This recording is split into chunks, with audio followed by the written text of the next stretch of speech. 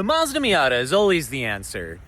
Sometimes. And it turns out today is just one of those such exceptions. So here I am, picture me in Germany, Autobahn, and I walk to the 6 counter, I ask for my M430, and they give me a car with winter tires. And that's because Sixt has this infuriating habit now of equipping cars with winter tires in the dead of summer. Here I am melting in this European heat wave, looking forward to bombing down the Autobahn, only to be restricted by a pair of Bridgestone Blizzaks on a freaking BMW 430.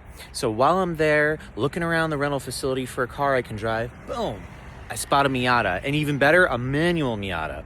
Now, Germany's not really Miata territory, but I thought, hey, I just drove my colleague Craig's Miata, and I thought it was freaking brilliant, so this car will be awesome. Well, it turns out, in Europe, for emissions bullshit, these fucking things come with a 1.5 liter engine that I thought was limited just optionally to the Japanese market. And let me tell you, the slow car fast thing is bullshit on the Autobahn. Let me show you.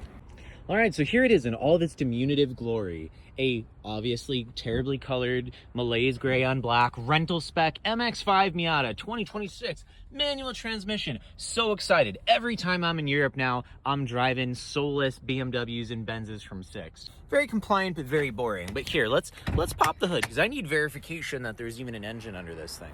Now look, I'm being a bit critical. I think in Manhattan, this would be a lot of fun.